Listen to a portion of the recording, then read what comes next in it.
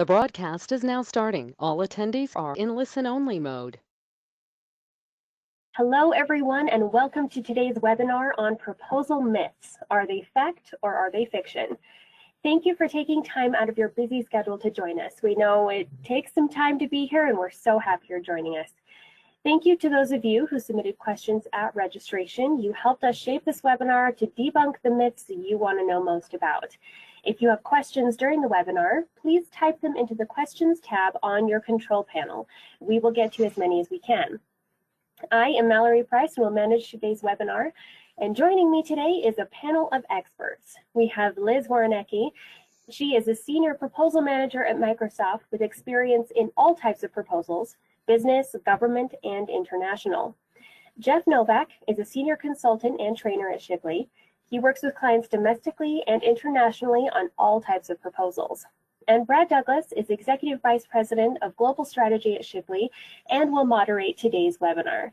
So thank you to the three of you for being here to discuss these myths. And because I know I will get this question, we will be recording this webinar, and you can view that on our website by tomorrow. So look there to share it and review. So our objective today, we hope to discuss these myths and have fun with a few common misconceptions about proposals. There are a lot of myths out there, so hopefully we can debunk some of those and let you know which ones are more fact than fiction. So a myth is defined as a story without an author that is passed along and usually intended to teach a lesson or something that is untrue. So a popular belief or story that has become associated with a person, institution, or occurrence, especially one considered to illustrate a cultural idea. So thank you, Encyclopedia Britannica, for letting us know what a myth is. So our agenda today, first of all, we'll start by identifying common myths.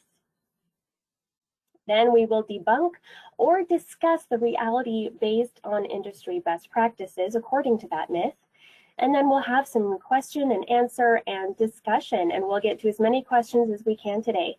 So without further ado, Brad, I will pass the mic your way. Okay, Mallory, thank you, and thanks to our panel and all of you who are spending some time today. This is actually kind of a fun topic. We went out to literally hundreds of people and asked for what common misconceptions or myths do they run into out in industry, you know, as they work through business development and proposal development, and we got just a fabulous response. In fact, we could probably have a lot of fun putting together a book a book of proposal myths and reality versus myth. But thank you, and many of you submitted questions when you registered for this webinar, questions or myths, and so we'll have some fun with it. Hopefully we're going to have enough time to open it up to some that you can submit during the webinar as well, and Mallory will monitor those. So let's just jump right in. And one thing I think we've learned over the many years at Shipley and Liz and others in industry is, you know, there is no one single right or wrong way to produce a real quality and winning proposal. I mean, every situation is slightly different. The talent that's working on the proposal is different. The way the opportunity has been teed up and the pre-selling that has gone into it is different. Of course, each customer and each decision maker is different. So when we talk about myth versus reality, we just want to put out there that we recognize that there is no one single tried and true way every time to produce a proposal that's going to win you the work. So we want to put that caveat in there, but we're going to do our best to debunk some of these funny ideas that are out there. And by the way, we got a lot of international input for this topic. And so what you're going to hear us talk about isn't just US centric, but some of these ideas also carry global and international implications. So this first myth, it kind of gets us started really with we hear out there sometimes that, oh, we can't lose the opportunity in the proposal, it's in the bag. All right. The proposal is just a technicality. It's just something that the customer needs to check the box on. And so all we got to do is be compliant, answer the mail, answer the questions, and submit. That is so scary if you hear that. If you hear that on an opportunity in your company or organization, that we won't lose it in the proposal. It's scary because we let down our guard, we start relaxing a little bit, and we don't do the best we can on that project. So yes, we can lose it in the proposal. We might do everything right leading up to the proposal, and if we do a marginal or lousy job on the proposal, we can lose it. We can lose it. And we'll talk about some of those simple ways. So don't get caught up in thinking that the proposal is just a technicality. We're checking the box. It's easy. It's a lay down, because if we're not careful, we can let down our guard and lose the work in the proposal itself. All right. So let's debunk that right off the bat, and let's all recognize most proposals that we work on are completely relevant and very, very important. I mean, it goes to the heart and soul of many of our organizations, this idea of competing for work and winning revenue. So with that, let's talk about this next myth that was pretty common to hear out there. And Jeff, I'm going to ask you if you'd talk about this one a little bit.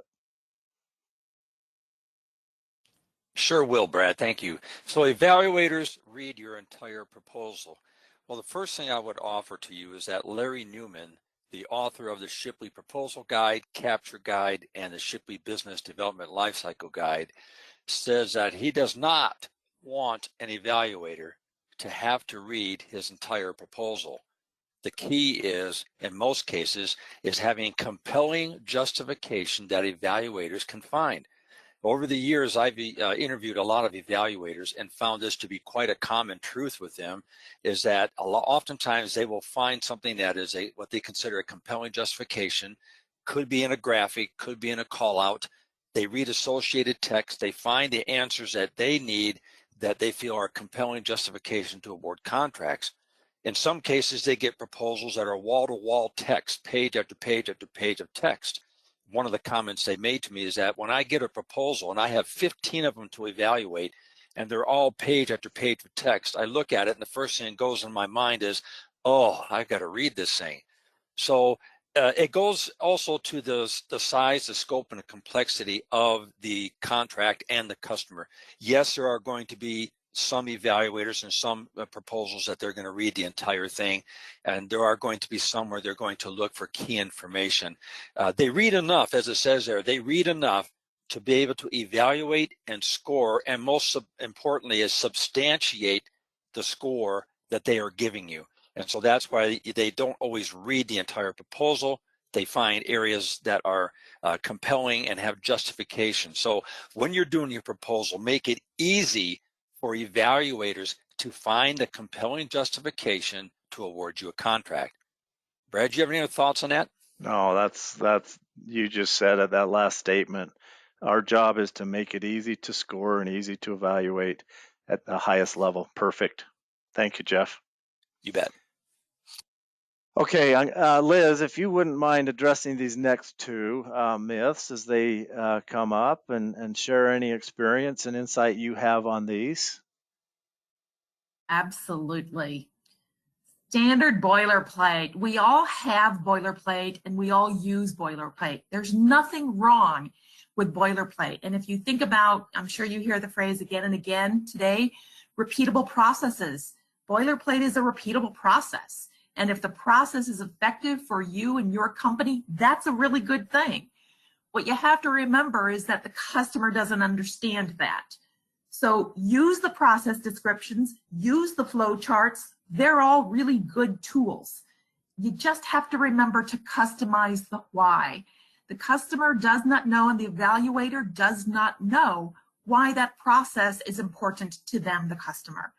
Find a place in your document, in the section or a paragraph to introduce your process description, or in a flow chart if you have an action caption, to explain the why, what matters to the customer. Again, you've got to make it easy for the evaluators to understand why your boilerplate process, your flow chart, why it should matter to them. And think about it from a requirement standpoint. If they're saying again and again they want to understand your process, please don't just continue to refer them to the section and say it's in there. They have to be able to find it. If you know that that's something of really significant interest, make a point of saying our process defines these pieces which we know are important to you. Put the benefit in there and help them find what it is they need to know about your process. Brad, Jeff, anything else there? Hey, Liz, that was great. This is Jeff. I would also throw in there, one thing I've seen on boilerplate is that it's both a blessing and a curse. Blessing because, like you just pointed out, it could be a repeatable process that you have that works very well. The danger is that sometimes I've seen proposals where they use the wrong customer name, wrong years, wrong numbers, wrong equations, because they didn't go through and update it. And like you said, make it relevant to what you're bidding right now. Great point. Great point. Yeah. Excellent. Good. Yeah, I love it. Blessing and a curse. It can really help us on the efficiency side. If we have a reuse content library we can tap into, but it can be very, very dangerous at the same time. And Jeff and Liz, I'm sure you've seen this, where proposals have gone out and inadvertently there's several places in the same proposal where you can tell we've cut and pasted from some other document, and the exact same words, phrases, punctuation appear multiple times in the proposal. And anytime an evaluator sees something that's been cut and pasted, it's a complete turnoff. So thank you, Liz. And then, Liz, if you go ahead and address this next one, please. Absolutely. So we all know repeatable processes, once again, in our industry as proposal managers, we have repeatable processes because we know that helps us put together good submissions to whoever it is, so that evaluators can get the information specific to their customer. That's what we do with our repeatable processes in the proposal world. That's great. That's why we have pink teams and red teams. So schedules are always our challenge in the proposal industry. We all know that, but it doesn't mean you can't find time for a review. Pink team review can be done at the same time you're moving forward with some of the other parts of your proposal, but finding a time to make sure you're checking all of the boxes, that you have done your part to put together the best document, again, making it easy for the evaluators to find the information. They're really important to putting together those winning documents. So think about it in terms of the how and the when should be discussed at the very front of your schedule, preferably in your kickoff meeting. But on those quick turns, make sure you can identify a resource, make sure you can find somebody who understands what you're trying to accomplish if you have a really accelerated schedule, and think about it from the perspective of, as Jeff and Brad said, you don't want to be sending customer names in a piece of boilerplate that went to the previous customer. You don't want to be putting dates and just thinking it's boilerplate. You don't have to read it. That's why we have checkpoints for reviews. So add that into your schedule, even on those quick turns. Find somebody who you can rely on, another proposal professional that you know will do some of the specific actions relevant to pink team and specific actions relevant to red team reviews. Thank you, Liz. Jeff, could you just give us a Reader's Digest definition, just in case there may be some on this webinar not familiar with that terminology, and that's my fault. Pink team and red team reviews. Would you briefly just tell us what those reviews are about, Jeff? Sure. Thank you, Brad. The pink team is earlier on in the writing process, and if you are following a writing process, you start with storyboards. We call them proposal development worksheets, and you may have different names within your organization, and that's fine, but it's a storyboard. That's what goes to the pink team, and we check for compliance, responsiveness. Is our solution in line with our corporate vision? Are we all sure that we have the right solution? So we check those things. I also, as a proposal manager, want them to check my outline against the RFP to make sure that we are answering everything we need to answer. The next process would be after the people have written the proposal to have a red team. This is a little more formal, and most of the time it mimics the the federal government review process with the evaluation team. So I try to get a qualitative and quantitative scoring prediction out of the red team, much more formal. And they're reviewing the final draft of the proposal at that point in time. Good. And so in a nutshell, that's the two reviews. Yeah, So so Brad, back to, yes, please. Before we move on from this, we did get a question. What are pink and red team reviews? Okay, good. Thanks, Jeff, for reviewing those. So yeah, a pink team is a review early in our proposal preparation, making sure we're on target strategically. We have the right messaging, the theme, win themes. So if we've got a 30-day response time on a proposal, you know, within probably 10 days or so, or maybe even sooner, we're going to have a pink team review, make sure we're on course. Red team review, as Jeff said, is closer to submittal, where we're looking at a near final draft and we're really trying to mimic the customer's evaluation and scoring process. How are we doing? Correct any errors, make any adjustments, but we got to leave time. Even on quick turns, we got to do these 2 reviews, but we got to leave time to fix any issues that show up in that red team review. We can't do it 1 hour before we hit the submit button and expect it to make a difference. Hey, Brad, can I throw in a couple of the comments real quick? Please. On the pink team, we have to make sure we understand that going into the pink team, the storyboards are a planning document. This is not writing. Now, some companies have a variation of that where the pink team is reviewing the first written draft of the proposal. So that's going to be something you have to decide at your company level how you're going to approach it. I prefer to approach the pink team from the planning level, which means my writers are not writing yet. They are planning all the components that have to go into the section in order to give you consistency throughout your document. And then the last comment I would make is a lot of people, like you said, when you have a quick turnaround, we're usually talking 14 days or less. And so people say, well, we got to skip this or skip that. When I teach my managing and writing classes, I show the process and lay it out there and talk about the time frames. And typically, the actual writing process, including the planning for pink team, the actual writing for red team, is about 7 to 9 days. And that includes the pink team and the red team. So typically, if you follow a well-defined process, you really won't have to skip these reviews. Great. Hey, great point. One more topic or one more comment there, because Jeff, I agree. I think your point is very valid that pink team, it really depends on how it's set up at your company. And that's why I say do it in conjunction with moving forward. You can do that planning while you're still moving forward with other parts of your proposal process. Great point. Good. So really, really important. The myth is we can skip them. We don't have time. We don't need to worry about reviews. It's a quick turn. No. We need to make sure we build those reviews into any proposal that we're working on. Okay,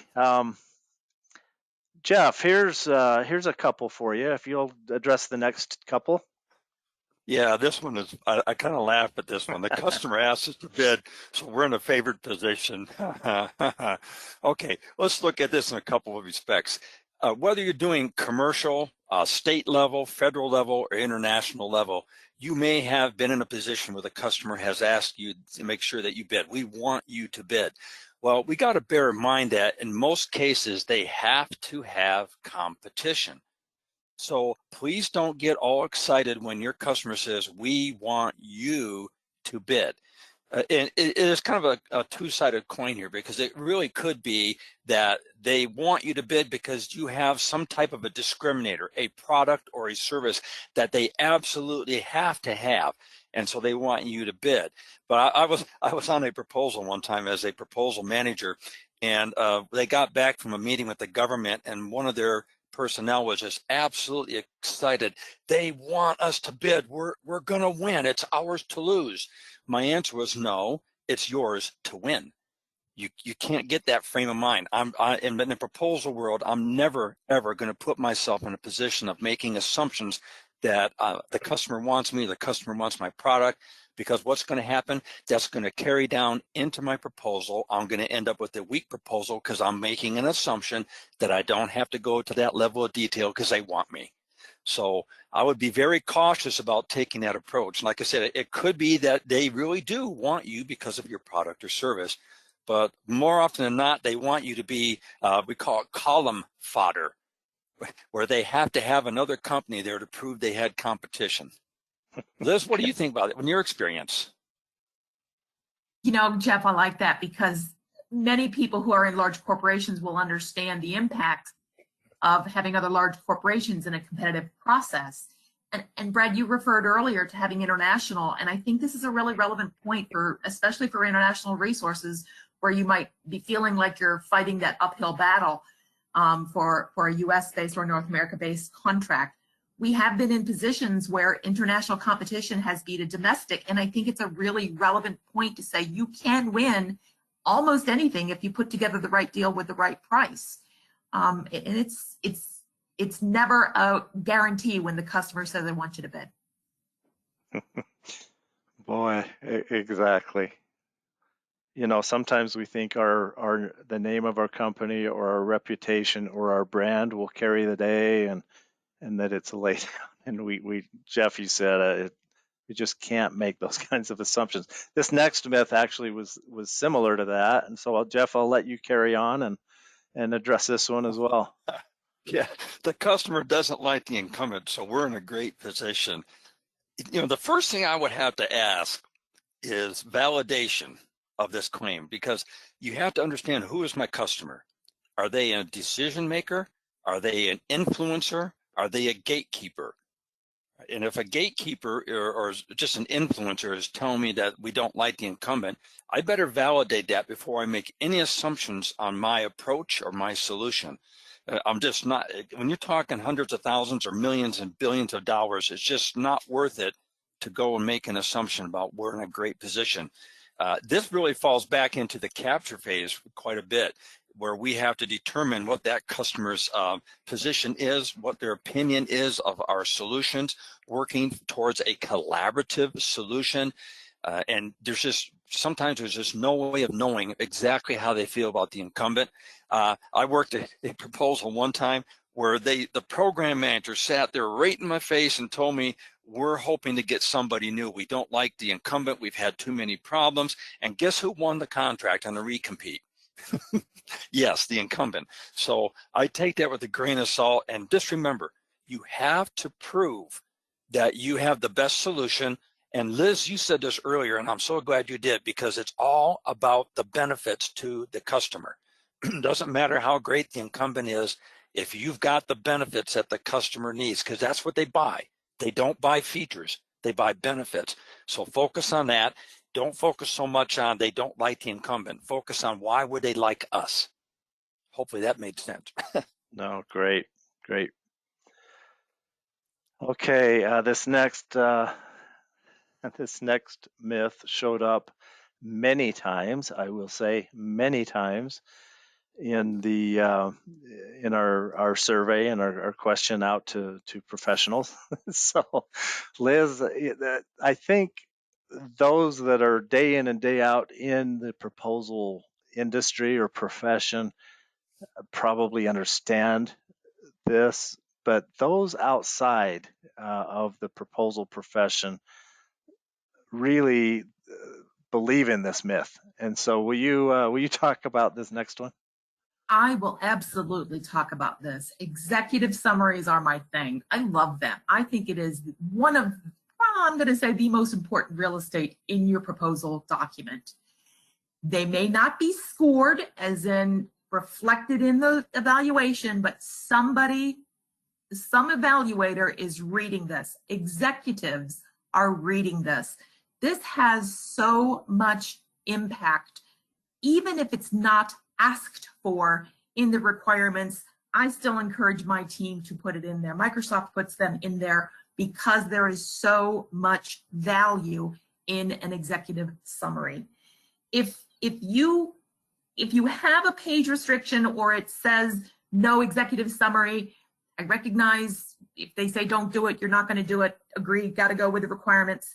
But you have to find some space in your document if you've got a page restriction to put the piece up front. The sales team should be talking with you about what's important to the customer. This is the place where you tell them, we understand what's going on. This is the place where you say, we can help you fix your business requirements, address your business requirements. This isn't the place where you're going to talk about the entire proposal. You're going to tell them, and it's so important. This is what the executive is going to pick up and read, that you understand what's going on.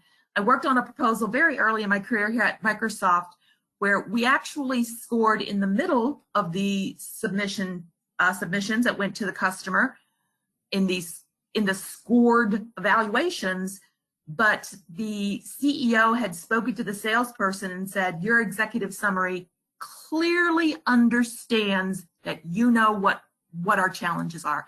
And the reason we ultimately won that was because we clearly understood what their challenges were. Again, this is important. Do it. It's that elevator pitch. Make sure you're telling them that you understand what their challenges are and you can help them with those requirements. Perfect. This is Jeff. That nailed it. That was brilliant. If I could add on a couple thoughts too, is that we have to keep in mind who is the customer or the reader for the executive summary. Who's it intended for? And it's usually the decision maker is the person that reads the executive summary. And often that's the only thing they read. They have teams that evaluate your proposal. And the only thing that they might read is that executive summary. When they require one, they usually use the language that the executive summary shall be an overview of your entire proposal. And this is where we get into that gray area. A lot of companies I've worked for have this concept that we put up here is that it doesn't really matter. It's not important because it's not scored. And they're right. It's not. So I asked source selection authorities over the years, I've interviewed some of them, and I asked this particular question.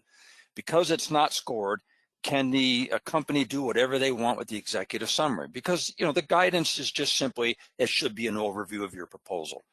And here's the answer I got from them across the board is that the instructions to the offers state that your executive summary should be an overview of your entire offer.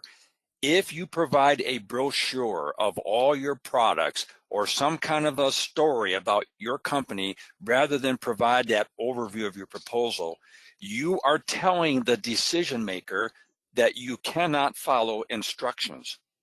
And that is a very critical thing. Even though it's not scored, you're setting an impression to the decision maker that you can't follow instructions. So that's something we have to be cautious about when we do that executive summary. Great point, Jeff. Let me add one thing that you just had a catalyst here in my mind. I'm seeing today that there's a lot of opportunity for video links or to provide something kind of interactive in that executive summary.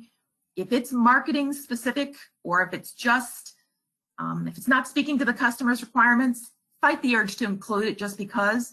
I know it shows that you're technically advanced and can do that, but if it's not relevant, don't put it in there just to put it in there. Because again, if it's just considered a marketing material, it doesn't matter if it's interactive or if it's a brochure.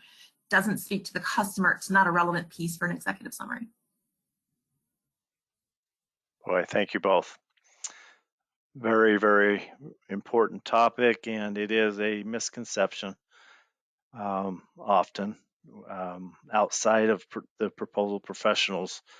I think we get it. We get the importance of the executive summary, but others don't. So part of our responsibility is to educate and help generate awareness with the rest of our organizations on the importance of this.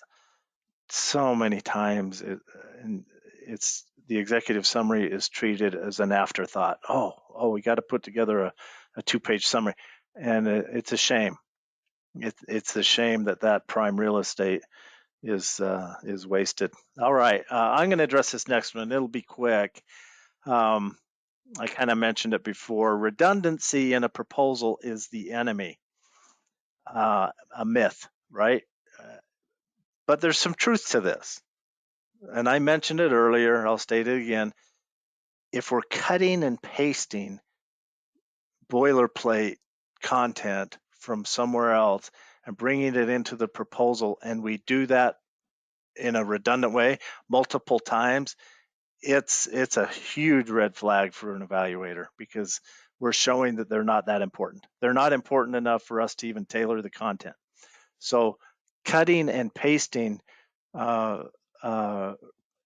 content in a redundant, repetitive way is the enemy. But our win themes, our win strategies, our key benefits, our justification for the customer selecting us, repeating those key win themes throughout our proposal is not the enemy. On the contrary, I've kind of gone through my career with this concept of, it's called the law of seventh mentioning, that human nature is sometimes we don't absorb things until we've heard it 7 times. So if we've got an overarching win theme, or we're doing the management section of our proposal or the technical section or volume, we've got to come up with the win theme, and it's okay to have that articulated more than once. So redundancy is not the enemy. The law of seventh mentioning and marketing basics and human retention basics tell us it sometimes we have to repeat and make sure that win theme, those theme statements, they're really captured and they're throughout. Brad, this is Jeff. You hit on a real important thing here, is that's not every evaluator reads every section. Good when they point. get your proposal, they break it down into teams. And let's say that you have a technical volume and you have 3 or 4 different factors. Well, you have a team that reviews each factor, and they may not share information with the other teams reviewing the other factors. So in some senses, redundancy is not good, but repetition of those win themes, as you pointed out, is a form of persuasive writing. And if you put it in one section and you don't put it in the other, let's say, for example, a discriminator that your company has, and we'll talk about that later. But if you have that discriminator and you only talk about it in one place, well, the other teams don't get the benefit of that discriminator. So sometimes that repetition, and I think it has to do with the brevity of it, Brad, more than anything else. If you take, like you said, large sections and cut and paste, they're going to find out real quick, and they're not going to read it. But if you're repeating key important win themes or factors, then I think that's going to be beneficial. Excellent, thank you. We're going to have Liz address this next myth, and then Mallory will pause for a minute and maybe address a couple of questions or myths that have come up from the group joining us. Liz, this myth is good. You work for a technology company. It's very well known. There's a lot of technical solutions that you're offering. So would you address this myth for us? Absolutely. So big words are not the solution. Big words in technical language doesn't necessarily win points, because there are multiple education levels or professional levels doing the evaluation. So there's always going to be a need for technical solutions. But if you can simplify how or why your solution with all those big words is going to meet their needs, it's really where you need to focus. So be aware that technical in my case, solution architects and technical programmers are going to think and use those words that are common to their language. Meet with those people, spend a little time with them, ask them the why. Why does this matter? Why is the customer going to care? You know, make friends with those folks. I always spend a lot of time saying, help me understand this like I would understand it, so that I could make sure that I was the one saying, this is why it's going to be relevant to the customer. Assume that this is going to go, your document is going to go to multiple education levels or technical levels. And most importantly, you've got to use the customer's language. If they're calling something, one term and you're using your corporate position to speak to it, it won't match up. They may not understand you're talking about the same thing. Think about it from as basic a level as you can get to. The more you're making it easy, as we've said again and again, the more you're making it easy for the evaluators to understand and taking away that technical language, the better the chances you're going to win. Excellent. Good. Okay, let's go to the participants today. Mallory, are there some questions that have come in? We'll address a couple and then hit some of the ones that were submitted in advance. Yeah, so we do have a couple that came in. One is a myth, and Brad, I'll have you start this off and you can divvy it out how you wish. But the myth is customers don't really care about anything except price. What do you think about that? Well, I would say all customers do care about price, but anything except price, that would be a myth. What they're really after is value. Any customer wants to make sure whatever they're buying, whatever services they're acquiring, whatever research or science that they're looking to bring in-house, it's all about value and return on investment. So yes, absolutely, price is important, but is that all they care about? Absolutely not. Great. But yeah, that is a common myth that price is all that matters. No, not usually. Okay, so Liz, I will direct this question to you. You mentioned page limitations when talking about executive summaries. So the question is, can you please address where you put an executive summary in a page-limited proposal? Absolutely, great question. So you do not have to call your executive summary, and dedicate special page for it. There may be a requirement for an introduction or an overview or a whatever they're going to call the introductory piece. Please don't get hung up on it has to be named executive summary. You can find real estate in a page restricted document meeting the requirements if it calls for something in an introductory capacity. Put your message to the executives there. Put your important understanding of the customer there. Again, Jeff said it great before. They may say it's an overview of the proposal. Doesn't have to say we're going to tell you about the solution down below. They will get to that. It will be in a table of contents, but tell them why your solution is going to meet their business needs. You can find space and it can still fit within the requirements. Don't get hung up on the semantics of calling it an executive summary and making additional space for it. I hope that answered the question. Good, thank you. All right, Mallory, we'll come back to more if we have time here. We want to be honor everyone's time frames here. So these next couple of myths can probably be addressed fairly quickly. I'm going to ask Jeff to take this next one, and then Liz, if you'll take the one after that. So Jeff, this actually came in multiple times as well. Yeah, discriminator is anything that sets us apart from our competition. And the first thing I would say is we have to understand what a discriminator is. And that is something that the customer wants that only you provide, or you provide it better than your competition, and you can substantiate that claim. That becomes a discriminator, because the way this is written as a myth, a discriminator is anything that sets us apart. Well, anything that sets us apart is the name of my company versus the name of your company. the number of employees I have versus the number of employees you have. All those are things that set us apart from you, but they're not discriminators. So we have to understand that it's something the customer wants. So a true discriminator is something that sets us apart and has value, as Brad said, has value to the customer. It will be a benefit to the customer. And we need to sit down and determine what discriminators do we have. I've found in some organizations over the years, they're lucky if they can find one discriminator for their technical proposal.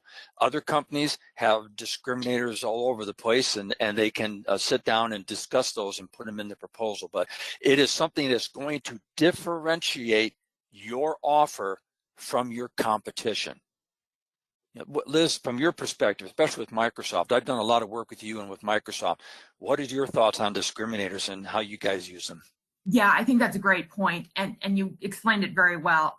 Again, I'm going to go back to don't always get hung up on the terminology. We as proposal professionals know what the discriminators are, but if somebody in your proposal team is giving you the real, this is what makes us special, fine, you've got your discriminator. Figure out a way to incorporate that. Again, you're trying to speak to the value you can provide to the customer. You know, that's brilliant. And the last comment that comes to my mind is that Liz and Brad, you guys have probably been like me. We've done assessments of proposals that have been turned in or right before they're submitted to customers. And oftentimes when I read through those, I cannot distinguish what that discriminator is. I have a phrase I use in teaching about proposals, and that is, you got to take the horse to the water and make it drink. You can't make any assumptions. You have got to come up and slap the evaluator across the head and say, hello, this is our discriminator. We are the only company that has this. You can't make the assumption that they're going to figure it out. Great. Excellent. Thank you both. Liz, this next one could spin a whole topic of itself, but we'll address that at another time. But what are your thoughts on this myth here? Yeah, this could be a whole topic, couldn't it, Brad? Yeah. So graphics do not disrupt the flow of the messaging. And let me say, how many of you have looked at this slide and looked at the graphic in the upper left and thought, oh, isn't that nice? And the reality is you look at those mushrooms you can buy at the grocery store. And think of how that imagery in your mind gave you some insight into what we were going to talk about today in these myths and reality checks. So I was talking with a graphics person on my team yesterday, and we were just talking about bad graphics or just because graphics. You don't want to put graphics in there just because there's space for it. Decorative graphics do not help, and they are annoying.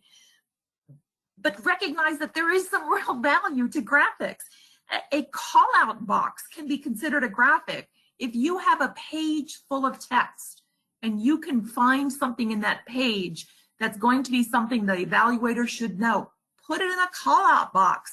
It's going to break up the page. It's going to put some graphic enhancement onto the page, and it'll give somebody a reason to find something to read in that call-out box. Remember, the graphic also gives you a chance to throw in an action caption.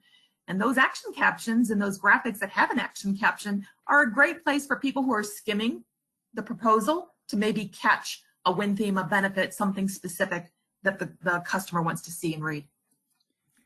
Great. And again, we could, and we will. We'll do a webinar on this very topic here down the road. You know, the do's and don'ts of proposal graphics, because it's very important, especially nowadays, the way people are reading and interpreting data. So thank you. Thank you, Liz. You know, Brad, Jeff here, I'll just throw this in real quick. I mentioned earlier about how they're looking for compelling justification. And Liz picked on it really beautifully, because they scan your proposal. And when they see graphics and read that action caption, they may have that aha moment and say, this is that compelling justification I was looking for. They read the associated text, and that may be it. They may have their answer. So very important. Excellent. And let me add one more point there. I was an evaluator on a proposal many years ago where I read an action caption. And the piece of information I got out of that action caption actually spurred a conversation with the other evaluators to go find content further in the document, and they didn't have anything further in the document. They just put it in the action caption. So again, it's a great place to say, are we covering all the bases? Do we have something in an action caption that's not in the content that the customer needs to know about? Great.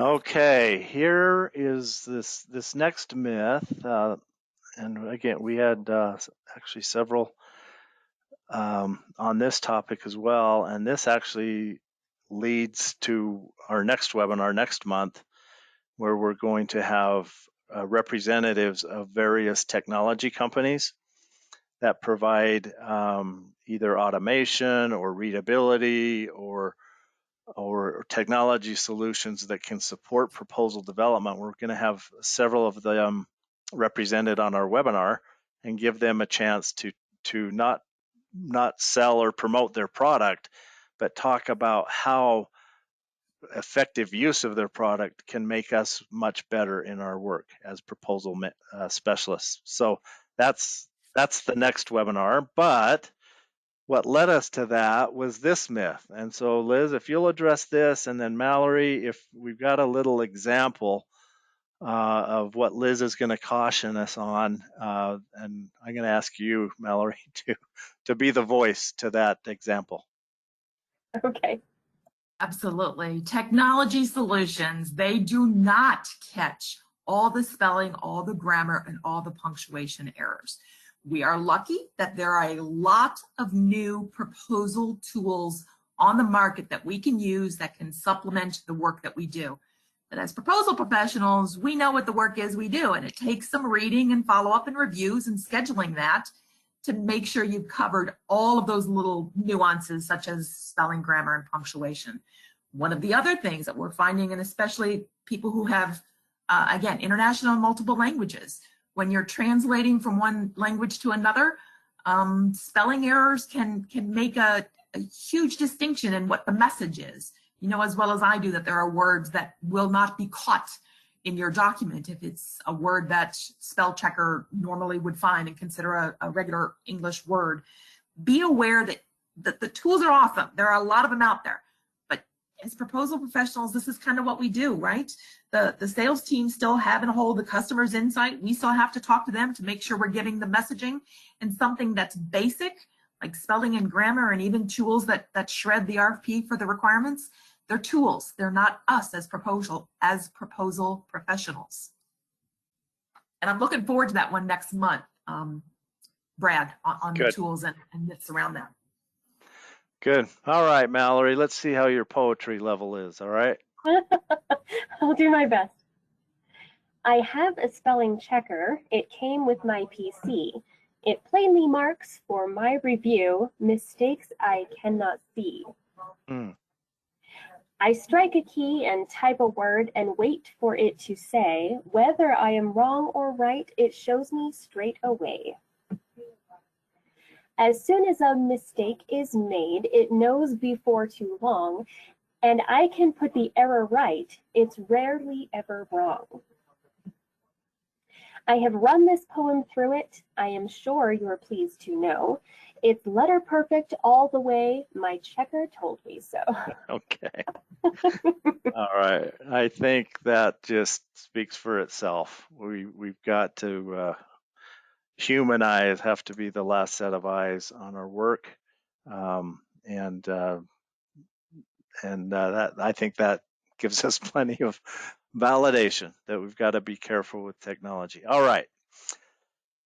Let's see, Jeff, this kind of follows on to a myth you addressed earlier with a very similar topic. So would you just address this one for a second, please? Sure. Yeah, hot button discriminators, same thing. Not really. Because a hot button belongs to your customers, something that's important to them, that's generating a need for an acquisition. Discriminator is something that you have that the customer wants. So they're not really the same thing. We have to understand what those hot buttons are, and typically we learn those during the capture phase as we identify issues. And when we link an issue and a motivator to their objective, it becomes a hot button, because quite frankly, the list of issues is going to be extremely fluid all during the capture phase until they develop their requirements and post them in and request for a proposal. But when they get that issue linked to an objective, it becomes a hot button. And then we can apply our discriminators to answering those particular issues or problems that the customer is having. Excellent. Good, clear definition. And too often we interchange those two terms. You know, they Yes. become, you know, we think hot buttons are discriminators, and they're not. You said it perfect. Thank you. No. All right. Another myth goes with the kind of the spell checker thing. Simple grammar and punctuation errors don't matter to the evaluator. Well, I'll just address this. They do. I call these speed bumps. Little annoying things that pop up in a proposal that make an evaluator scratch his or her head and say, oh, you know, and it can be just a simple little punctuation error that causes that speed bump. It just creates a little bit of, if they can't get this right, can they really do what they're saying they can do for $10 million? So here's an example, very simple, careless punctuation mistake. And I know you all have examples like this that you've heard and seen, but just a simple misuse of a punctuation. You know, David, says Mallory, is a boring old fool. Okay, Mallory's calling David a boring old fool with that punctuation. Change it up a little bit, just simple comma removal. Now David says Mallory is a boring old fool. So it completely flips the ownership of that sentence by changing up simple punctuation, the simple comma. So enough said on that. All Hey, right. Brad, can I just throw out a simple war story, a very Yeah, short one? please. We had a client once lost a multi-billion-dollar contract, and they asked us, and they had me do it, an assessment of their proposal. When I got the requirements and the RFP, and I got their proposal, it specifically gives instructions to the offers: 8.5 by 11 paper, 1-inch margins, use Times New Roman 12 font, and they specifically said, do not use justified margins. And what did the customer do? They used justified margins, and they lost because of that. We have to understand that oftentimes our customers are looking for opportunities to disqualify you from the evaluation process, and they may be extremely strict on those types of requirements. So any type of punctuation or spelling or any kind of errors could very well eliminate you. Great point. All right, this next one applies probably a little bit more to government proposals that we work on, but it can also apply, you know, to private sector. But Jeff, would you just address this one a little bit, and then we have one more after this. Sure. Yeah, obviously this is better not be in a position of thinking about a possible protest until after we submit the proposal. During the proposal writing process, we need to make sure we are making our response protest proof.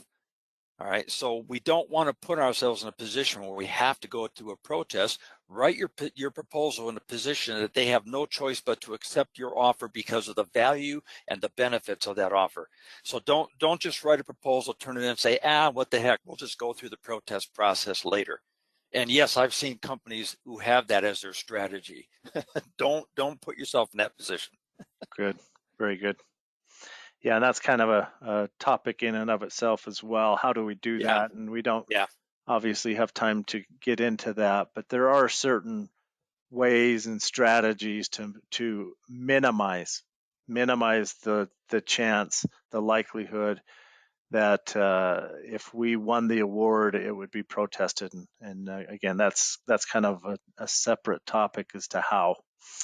But let's address one more that came in from our survey earlier. And Liz, would you wrap us up with this one?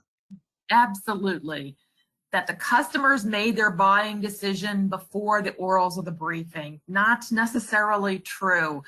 There's a reason that they put their proposal or their procurement process together. They are going through the process just the same way as you're putting it together. They're putting their procurement process together. They have a standardized or repeatable process for their procurement, and they go through all of those steps in order to make that decision. So plan for the orals, plan for the demos, and think about those briefings, because I think they are becoming more and more common. Talk about them in the kickoff meeting, especially if you know you have enough time in the schedule to make sure that somebody's starting on the orals, perhaps near the end of your cycle. I've added a graphics designer to my team in the middle of a cycle to make sure that they're available to start thinking about the orals presentation while we're in the middle, because it's a great point for them to understand the messaging, some of the graphics that might be things that can be used again from the document, from the proposal document, through to the orals, through to the briefings. It's a very important part of a procurement process. And if you can think about a way to leverage all of those things during a kickoff meeting, excuse me, it sure helps in the long term. How are we going to get to the end of the procurement cycle with the customer if you can think about those things up front? I do think it's an important part. I do think that briefings and orals and the graphics, as I mentioned before, are really integral, especially in today's competitive market. So yeah, I would disagree that they're already making their mind up, and the reality is they're important. Yeah, boy, that chemistry check, and even down to personality that can come through in some kind of a briefing or demo or are such an important part of the buying process anymore. I mean, many times our customers that they're buying our people, they're buying our resources, our key personnel, our program manager, and they want to meet these people and see them and talk to them, live or virtual.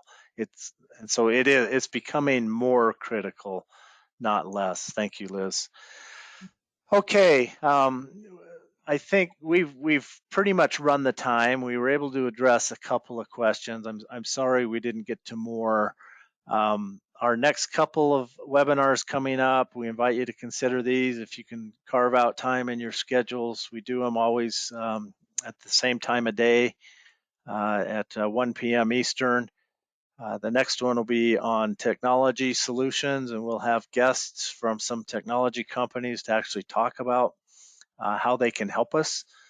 And then we'll get into the one in October. We're going to talk about some of the common numbers that we kick around with proposals, like probability of win, P-win, win rates, P-go, and what those numbers mean and how we get there and use them and leverage them, and they're important. So those are our next two webinars coming up. Mallory, let's see if there's one more question. We have just a minute to address. Sure, we had one come in early on, and Jeff, I think I'll ask you. Do you know of a good way to tell if you are just column fodder? Yeah, you really have to know your customer and have a relationship with the customer. And if you have that, well, let's put it this way, in just a few seconds, you can either be the used car salesman or you can be the trusted advisor to your customer. Where do you stand? You have to make that decision. What does your customer view you as? If you are a trusted advisor, more than likely, they are going to be a lot more straightforward with you and honest with you, and you're going to understand if you're in a position of being a favored offer or contractor, or if they're just after column fodder. So it really comes down, in my mind, to the relationship you have with the customer. Agreed. Okay, well, thank you, Liz and Jeff and Mallory. Thank you so much for this. This has been really informative, and thank all of you for taking a little bit of time today, carving that out. We will post this on our website. so that you can replay it. We'll also have PDFs of the screenshots that you saw today. And feel free to use these with your teams in brown bag sessions or in helping create better awareness of overcoming some of these misconceptions out there. So thank you. Best wishes to all of you. Stay safe. And we really appreciate you joining us today. Take care, everybody.